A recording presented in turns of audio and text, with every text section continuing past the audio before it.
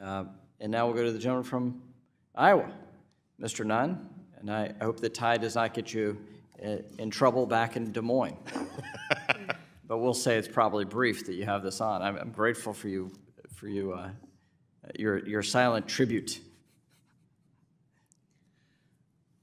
Well, Speaker Pro Tem Emeritus, your tenure may have been short, but your legacy will long shine over the United States, both in your time in the dais on the floor, but equally important, your time here in financial services as a chairman.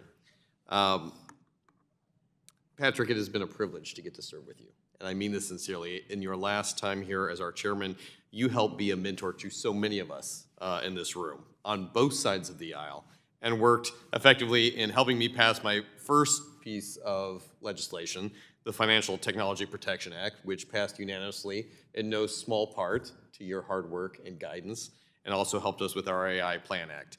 You have led on innovation in Congress and used this committee effectively with some of the brightest minds in our country to be able to help champion this for our nation. And equally, you have always been a strong advocate for the men and women of North Carolina. But most importantly, you've inspired all of us because you're a great dad and you remind us what's truly important. So we salute you in your next chapter, my friend. You've also set us up for success here, and I hope that Congress will act quickly, not just on the bipartisan bills that you and I have gotten to work on, but as we move into this next chapter in 2025. The next Congress must look for solutions that provide innovators with regulatory clarity and give consumers more choice, that increase access to capital, that break down barriers for small businesses, and make Americans the #1 place for innovation. I'm confident that we can achieve these goals in a bipartisan manner as innovators, consumer protection, financial inclusion impact all Americans, regardless of their political background. So with that, I'd like to get started. Talking to another great dad, Mr. Ward, and little Mr. Ward. You look sharp in that suit, brother. Like many people in this room, I hear from my constituents about their ability to access cash, grow their business, and bring jobs to places like my home state of Iowa. Now, we are both Midwesterners, and I know that businesses in the middle of America face greater difficulty in raising cash and resources. In your view, what are the most important considerations to increase capital and lower barriers for small companies in locations like being in the heart of the Heartland? Yeah, thank you, Congressman.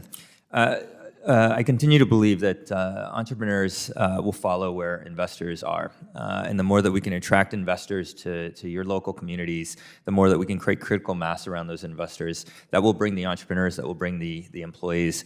And it's a feedback loop. It's a snowball effect. You bring a few investors in, they bring a few entrepreneurs in, they start a few companies, they bring employees, and those employees, those entrepreneurs then go on to be local investors. Those employees go on to be the next generation of entrepreneurs, and that cycle starts. It's a 10, 20, 30-year effort, but we're seeing this happen in other states that aren't on the coast, and I hope to see it in Iowa as well. I think across the Midwest, we have a great opportunity with this, and using your model going forward, I think is an ability for us not only to get more capital in, but to continue to grow these homegrown innovations at frontline users across the country. Mr. McCauley, I'd like to just highlight here on the technology piece, blockchain. It's going to serve as the building block for the next generation of internet technology.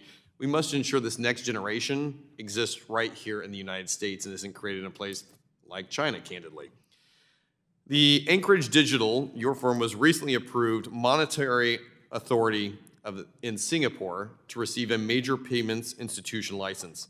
Can you compare it to your experience here in the U.S. With the OCC's approval?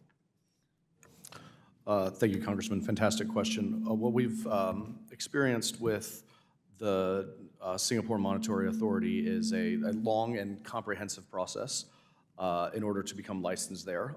Some of the high points that I think they've done really well are clear process and clear understanding of what the rules are for institutions that participate in the digital asset industry, and clear guidelines on the tokens.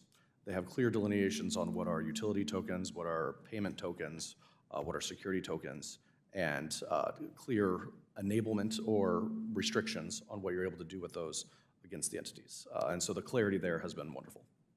And that piece is a playbook item that we could bring here, I think, to the United States as well. You've proven it to be successful, so I thank you for that.